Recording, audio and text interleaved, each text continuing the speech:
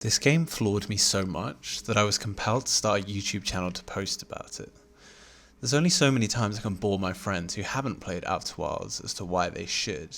You may have played this game before, you may have not. If you haven't, I suggest you stop watching this video and come back to it once you've experienced it. Outer Wilds came out on May 2019. I hadn't heard of its release, nor did I know the game existed until a friend who I trust in game critique told me to play it. This was during COVID-19. I was on furlough, bored, and worried that I wouldn't have a job to go back to. As a lover of video games, this seemed like a natural distraction for me. I don't know if it was the craziness of the outside world itself, but I couldn't get into Outer Wilds the first time I played it. My problem at the time is I wanted to see everything all at once. There are a range of diverse looking planets to explore, and I wanted a piece of it all right away. Whilst I'm sure you can play Outer Wilds this way, I couldn't quite get a deep enough grip on what was happening within the universe, so I quickly lost interest and stopped playing. My friend was naturally disappointed, as I would be to anyone I'd recommend the game to now, but he never stopped nudging me to get back into it. 2 years had passed, and in the summer of 2022, I booted it back up and once again got stuck in. Things were different this time. Things were going well in my career. I'd broken up with a toxic girlfriend, and I was ready without distractions to immerse myself within the world of Outer Wilds. You start on your home planet of Timber Hearth. You learn some tutorials about the mechanics of the world, and then get going. I did things much differently this time. From my first playthrough, I picked up that knowledge was the absolute key to getting anywhere in Outer Wilds, so I focused on finding every wall marking, the lore and exposition of the game, that I could to work out what was happening on each planet and within the world as a whole. I'd say this summarised the gameplay of Outer Wilds. You go to a planet, work out its rules, gather information, and leave. Whilst this sounds simplistic, it's far from it. As an example, Brittle Hollow, the first planet I visited, is a race against the clock to find out the information you need before the planet collapses in on itself.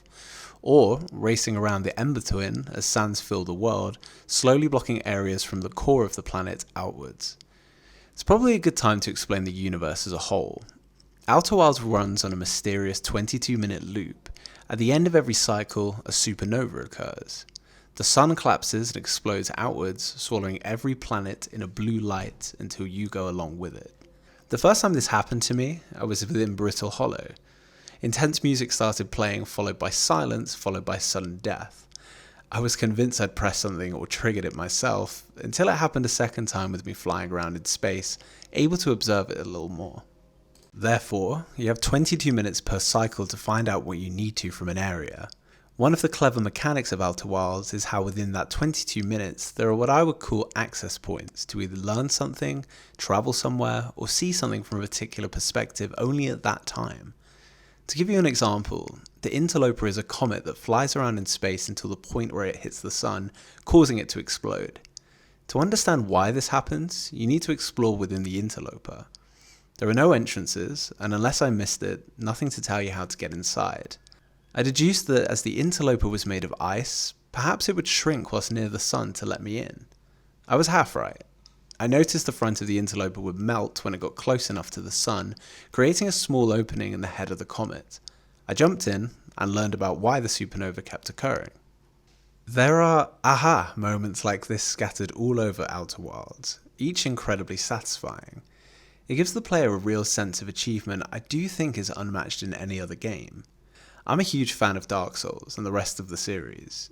You know that moment in Dark Souls 1 where you take an elevator down and you're back in Firelink Shrine, and you realise how connected the world is? I equate it to that feeling, except in Outer Wilds that knowledge is earned rather than happened upon. So what is actually happening in this game? You're told next to nothing about what to do, what the goal is, and what the endgame is, and it might surprise new players to even learn that there is an endgame. I'll try to condense my experience of the game's story as best as I can. I'm absolutely certain that others will have done the game in a much different way, all leading to the same finale. As I mentioned earlier, my first destination was Brittle Hollow. I landed near what turned out to be a crash pod on the surface of the planet. I landed up and followed the route the crash members of the pod took. These people are called the Nomai, an ancient race that have been long dead. You notice their bones on many of the planets. Following the route they took into Brittle Hollow, I came across a civilization beneath the planet. I happened upon a mural visually showing me what happened along with some text. The Nomai were called to this system by a mysterious beacon referred to as the Eye. When they got closer to the beacon in the spaceship known as the Vessel, something went wrong and they abandoned the vessel on 3 escape pods. One of them crash landing here and built this civilization. This, for me, was the start of the game. What was the Eye? Why did the Nomai want to seek it out? This only deepened when I came upon an eye shrine within the civilization on Brittle Hollow, borderline obsessions into what, if anything, this thing was. So, my goal became their goal. Find the Eye and understand what it is. It's difficult to describe everything that happens after this. The best way I can describe the progression is something like Hollow Knight. The map is open to you, but you can only enter new areas with a new ability or skill you haven't quite learned yet. The same is true for Outer Wilds, but instead of new abilities, your power comes from knowledge, and knowledge truly is your power. To give you 2 examples of this, when arriving on one of the eerier planets Dark Bramble, I entered into a seemingly endless fog with anglerfish everywhere that attacked me on sight. I worked out I needed to follow the signal for an escape pod I learned was in there from the Brittle Hollow mural using one of the few tools given, a signal scope. However, I couldn't get to where I wanted to as I kept getting eaten by anglerfish. As Dark Souls has taught me, if you can't do an area or a boss, then it's okay to come back to it later rather than forcing it. I hoped there would be something in the universe that would give me the knowledge to move through this area. And sure enough, it did. Later on in the game, whilst exploring the sand-rising planets of Ember Twin, another escape pod location, I learned that the Nomai children who had landed there found a skeleton of an anglerfish and they used to play a game with it. I learned through the children's markings that the anglerfish are actually blind. Therefore I gathered that it must be through sound rather than sight that they hunt. I returned to Dark Bramble on my ship, only this time cutting the engines before I reached the anglerfish, and coasted right on by. This made for some extremely intense gameplay, as due to not being able to use the ship whilst coasting, you have to hope you don't collide with one and immediately get eaten, resetting the loop. A second example of knowledge being power is on the turbulent and stormy planet of Giant's Deep. Through visiting the orbital probe cannon station outside the planet, you learned that the Nomai created something to locate the Eye. The only problem is that the area where you find out the location has fallen deep into the core of Giant's Deep, under the water. I'm skipping a stage here, but previously on Brittle Hollow, you learn that there are 2 types of hurricanes on the planet. A clockwise hurricane that fires you out of the planet, but also an anti-clockwise hurricane that pulls you into the planet core. Can you see how clever this game is in dispersing knowledge across the planets for specific use? You find out you can't go below the deep water without entering this anti-clockwise hurricane, but once you do, you hit another problem. Electricity surrounds the core and you can't find any obvious way to get into the core of the planet. All you see are the huge jellyfish passing through the electricity without a problem. I tried to get on top of one, hoping it would assist me on getting in, but no luck. Again, I was stumped. And once again, I left in hope I would come across some knowledge to help me progress. Later on back in Dark Bramble, I found a dead jellyfish, with an indication that you could actually enter it through its tentacles. I then returned to the deep waters of Giant's Deep and tested what I had learned.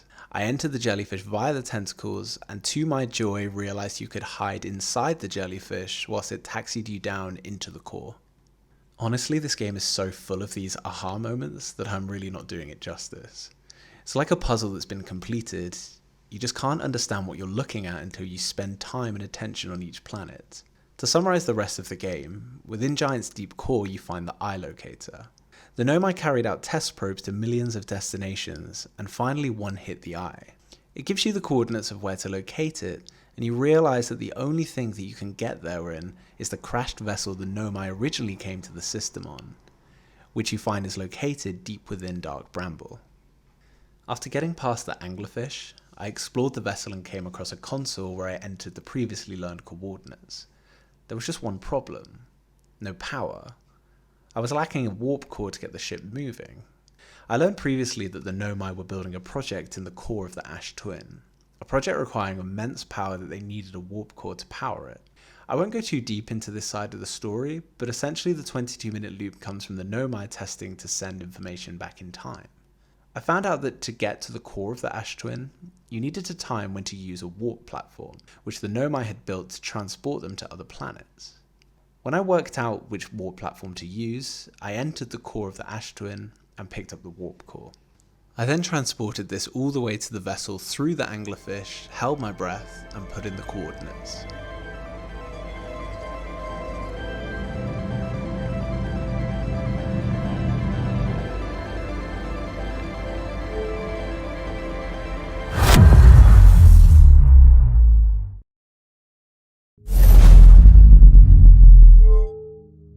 My understanding in abstract philosophy, metaphor, and religion would probably do a poor job in summarizing what happens in the eye, and indeed what happens after. Is it a god? Is it a metaphor for death? I'm not so sure, but I'm also not that hung up about it. The game was finished for me, and I sat back thinking what sort of game I had just experienced. I certainly have never played a game like Outer Wilds before, and I'm not so sure I'm going to play a game like it again. I immediately downloaded the DLC Echoes of the Eye purely because I wasn't ready to leave the world of Outer Wilds. Echoes of the Eye deserves its own video, which hopefully I'll get to do someday. It could even be better than the main game. I also haven't even spoken about the amazing quantum aspects of the game, including the moon, which is something I'd like to do in the future. I finished Outer Wilds around a year ago now, and I still think about it from time to time. When I think about it, I don't think about the ending or the gameplay. I think about the puzzle that tested my observation skills, my critical thinking, and my deduction.